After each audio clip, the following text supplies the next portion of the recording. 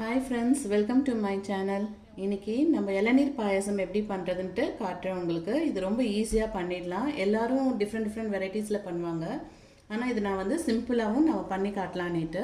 அதுக்கு தேவையான பொருட்கள் என்னன்னா இளநீர் வந்துட்டு நான் ஒன்னு வாங்கிட்டேன். அது இளநீர் தண்ணி வேணும். இளநீர் வழுக்க அது வந்துட்டு கியூப் மாதிரி பண்ணி வச்சிருக்கேன். கொஞ்சம் வந்துட்டு நான் மிக்ஸில அரைச்சி வச்சிருக்கேன்.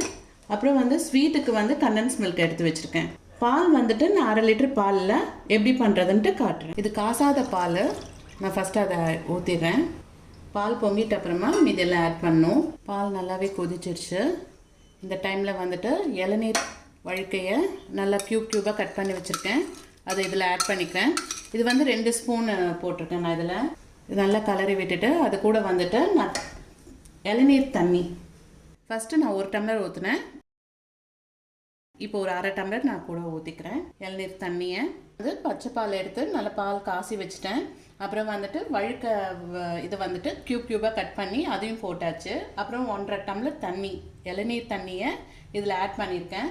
இது வந்து 5 மினிட்ஸ் நல்லா கொதிச்சிட்ட அப்புறமா மீதியெல்லாம் ஆட் பண்ணணும். இது 5 மினிட்ஸ் ஆகட்டும். ஃபஸ்ட்டு நல்லா பால் கொதிச்சிடுச்சு. இந்த டைமில் மிக்சியில் அரைச்சி வச்சுருக்கோம் இல்லையா, அதையும் இதில் ஆட் பண்ணிக்கிறேன். இது வந்து 2 ஸ்பூன். இது அது கூடவே இந்த கண்டென்ஸ் மில்க்கும் ஸ்வீட்டுக்கு இதை ஆட் பண்ணிக்கிறேன். 2 ஸ்பூன் அளவில் நான் பண்ணியிருக்கேன். ஸோ இளநீர் பாயாசம் பண்ணியாச்சு. இது கூட கடைசியில் வந்துட்டு நம்ம ஏலக்காய் வந்து போட்டுடலாம். ஒரு 2 ஏலக்காய் நான் போட்டிருக்கேன். ஸோ பண்ணியாச்சு.